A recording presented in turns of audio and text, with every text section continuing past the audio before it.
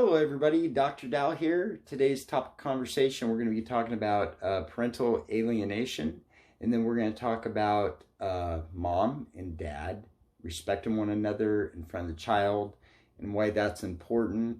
Most of it's just basic common sense, but it's a big problem around the world, especially with people that have bad breakups. What moms and dads need to realize is that you guys had a child together, and so that's the priority now. So the best versions of yourselves being together, trying to make a family work, didn't work, but that doesn't mean that you guys can't work together to provide a great, wonderful life for your son or your daughter. The most important thing is to realize that the past is in the past as far as you guys, whatever bad things that you've gone through, went through, you got to bury that and pretend like it never existed, and you guys have a new task at hand. So you definitely want to get along as much as you possibly can, and just keep in mind that your only focus for the next 18 years or whatever it is your guys' child, and making sure he or she has the best absolute life possible. And that's going to depend on you guys and how well you work together. So being that we're talking about you guys as children, it's definitely a very, very important thing that you guys do this, and never, ever, ever fight in front of them. Ever, if you guys have a disagreement of some sort, wait till you guys are not around the child, and then, discuss whatever you have to discuss. And even to that point, try not to argue, try to be reasonable, try not to put one another down, throw things in each other's face, things that are clearly going to start an argument. You know what I mean? So yeah. The most important thing is you both want to be as respectful as you possibly can to one another. I know every situation is different, and I know some situations are harder than the others, but you just got to keep your eye on the prize, and your prize are your children, and you want them to have a happy life. Never, ever, ever put one or the other down. Like, okay, so the mother's got the child, the mom's like, oh yeah, well, your dad's a deadbeat, he hasn't paid his child support, like this, and yada, yada. You know what, kids don't care about that, first of all. And second of all, fathers are not paychecks. And I guarantee you, if the system was set up any other way, to where the primary focus was equal parenting time for the child, I guarantee you there isn't a father in the world that wouldn't say, no, I don't want that. I just want to pay child support and do my dues and see my child every other weekend. Because I've talked to a lot of dads, and I'm actually a dad that falls in that category with one of my exes, and it's never been an ideal thing for me. No dad wants to be a part of his child's life every other weekend and be a visitor, because that's basically what you become. And the law of the land, that's the way they've pretty much mapped it out for years and years and years, that the man's a provider, and the woman's a stay-at-home mom, or maybe not so much stay at home, but like the caretaker, caregiver for the child, for the children. But we're living in a completely different time and era now. Like, but even back then, I would say, like, upon a divorce or a breakup, I mean, like, a dad's going from seeing his children every single day to now he's getting penalized because of a failed relationship. And how is that fair to the dad? How is that fair to the children, that because mom and dad didn't work out, now they're being penalized, and they get to see less of dad now because of a flawed system that clearly needs to be fixed, period, bottom line, end of story. I just want to say real quick, for all you mothers out in the world that are watching my video right now, and you give your man, ex-boyfriend, husband, whatever, equal access to his children for the sake of the children, I tip my hat to you all day long, and I applaud you like you wouldn't believe. Because so many women get it wrong. They use the breakup, the divorce as fuel to the fire to, I'm going to punish this guy for the rest of his life. I'm going to make him wish that he never met me. And they got kids together, and, it's a money thing. It's every woman in the world knows if the relationship doesn't work out, they have an extra income. And most of them, they get on state assistance, food stamps, etc. And it's because of the deadbeat dad, right? It's always the case. We're the number one guys that they blame, and it's crap. It's literally the biggest, crappiest thing I've ever seen in my life. And they get a free ride, they get free housing, they get this and that and the other thing, child support payments, welfare checks, and they're good to go. Where the dad's like, well, where am I going to stay because child support's coming after us? And you realize that child support, the organization in itself, makes money. The government makes so much money you wouldn't believe. You wouldn't believe it if I told you. Over failed relationships, the government makes millions, if not billions, of dollars. Just like CSD makes money taking kids away from families, and every new kid they get, it's like a bonus on their paycheck. It makes me sick. This dysfunction in the world just makes me sick, and it just needs to stop. It really does. This is insanity, and our children are the one who pays the price. The fathers pay a big price, because we go without seeing our daughters and our sons and etc. But our children are paying the biggest price, because then they're suffering from mental health issues and all kinds of different things, wondering, why doesn't my daddy love me? Why isn't my daddy not there? He was there for every single day before, and now he only wants to visit me every other weekend. And when you're a kid, you're not going to get it until you're a little bit older. You're not. And being a kid's job is to be a kid, to get good grades in school, to go to school, and it's the parents' job to come together, even after the breakup, come together, work together, and think only about the child. Just because you didn't work out, being together doesn't mean that you guys can't be successful working together with having the same common interest, which would be your children, kids, and making sure they have the most amazing life possible. All right, guys. So the most important thing here is that when y'all are together around the child, etc., or you're around the kid, or you guys as kids or whatnot, when the other parent is away, never bash the other parent. Never. There's never a good reason. No matter what she says or does, always take the high road. Always, always, always. And you have to. You have to be the bigger man. It's not always an easy thing to do, but it's in the best interest of your child. And you never want to make your child feel like they got to pick one or the other. No matter what the case is, it doesn't matter. There's no good excuse. You never want to put that kind of pressure on your child. It's not fair to your kid. Period. End of story. Hey, check this out real quick.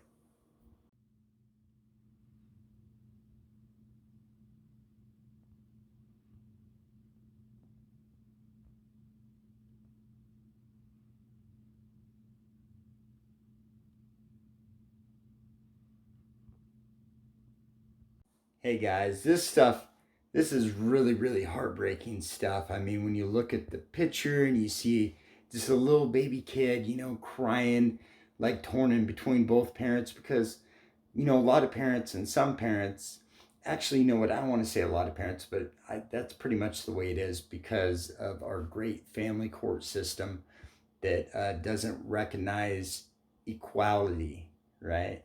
As far as dads and moms go. So when we step in the courtroom, we're already, it's like a basketball game. The game starts, the woman has got 50 points, and then, we just got to catch up and hope our great lawyer, whichever one we hired, has some tricks in his bag to make the judge see something that maybe she's never seen before. I mean, because being a good dad isn't good enough for a man to get custody anymore. And basically, let me tell you this. A woman gets custody or even a man gets custody, it's a bad thing, because nobody wins. The only in the only case of 50-50 parenting, that's where the winners come into play. Mom and dad are both winners at 50-50, and the kids, most importantly, are the winners because they get equal time with both parents, which is the way it should be anyways. But eventually, the movement is going to go that direction, and eventually, family court is going to have to say goodbye to the billions and billions and billions of dollars that they get every year, because that's a reason why things are the way they are. Because that, just for that label, for that control, for custody, they make a lot of money. They make a lot of money, believe me, lots and lots and lots. So, isn't that sad though that family court makes billions of dollars, billions and billions and billions of dollars to quote unquote do what's in the best interest of the child? But I'll tell you what, being a man that went through family court, oh man, I could just tell you all kinds of stuff, man, but I just can't. So I'll tell you what I can tell you. But I can tell you perjury is acceptable in the family courtroom. And another thing I tell you is the more money you got, the better chance you got of obtaining that custody, right? But like I said, I mean, for me, honestly and truly, 50-50 custody I would have walked out and been like, I won. I won it for my child, and I won it for me, and I even won it for the mother. All three of us. That's when you become a winner. Winner, winner, chicken dinner is equal parenting, shared parenting time. Share the responsibility, the workload. It's a win-win for all parties involved, as far as I'm concerned, and it's in the best interest of the child. Parental alienation is point blank, plain and simple child abuse. Check it out, guys.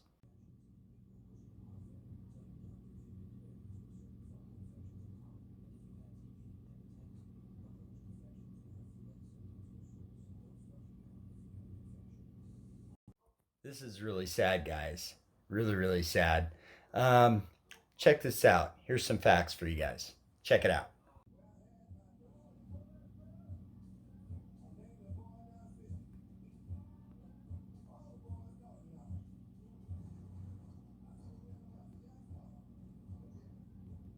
Uh, with that statement, I couldn't agree more, guys.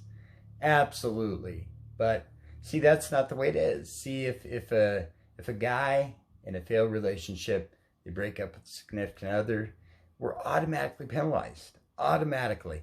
And depending on what kind of crazy we married ourselves into, or let's say we're not married.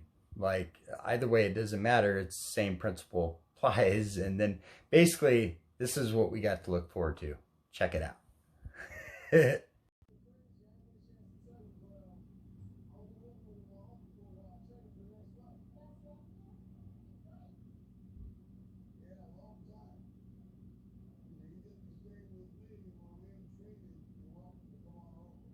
I'm gonna do an impression of all our exes, right?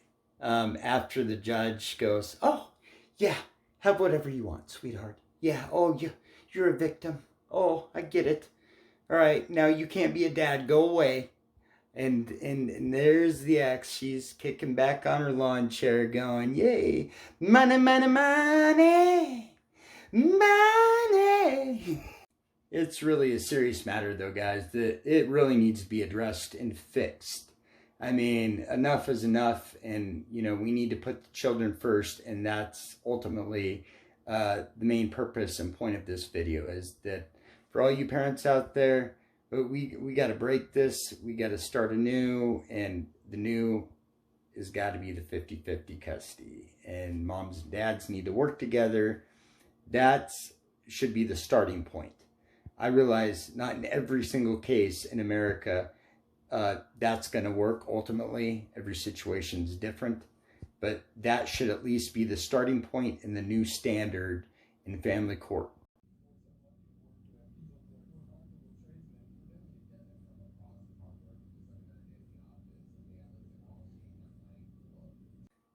So yeah, guys, like basically us guys, we're not paychecks. And just kind of like we're not babysitters. We're dads. And we deserve that respect. And I believe in equal 50-50 parenting. I think I've made that very clear throughout the video. And I believe a large portion, even parents that think that they can't do it because the break was that bad. I mean, if your primary focus, if you make it all about your children and not about each other, you guys will survive it and you guys will be successful and you guys will do great. And plus, I mean, there's parenting classes out there as well through the college. Why not? Why not go to a class if you guys, and I think that's what the court should do as well, is like for couples that are coming off a bad breakup, make them take a college course. I mean, this whole country would be shifted at 360. The new generation of children that are coming in right now, they would be so much more happier if they had their moms and their dads like equally in their life. And I feel like that's the missing puzzle piece that needs to be fixed, definitely in the family court system. And it would make a significant amount of difference, not just in the court system, but in the whole entire world. We're talking about quality of people left and right, because there's an obscene amount of children that are in mental health because of lack of a father. And they've done research up on it. It's a true story. So, anyways, guys, I really appreciate you guys watching my video. Hopefully it helps somebody. And, before I end it, I want you guys to check out something real quick. Here it is.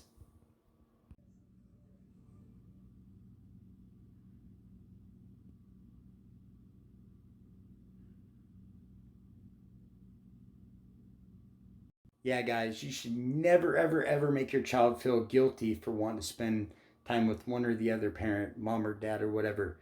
And remember, keep your eye on the prize, work together, try to get along as much as you possibly can, never fight in front of your children, and definitely never say anything bad about one or the other, especially to the child, but actually just period, don't say anything bad about one another. And come together and try to provide the most wonderful life that you possibly can for your children. And guess what? You guys are going to be all right. Dr. Dow, I'll catch you at the next video. See you then.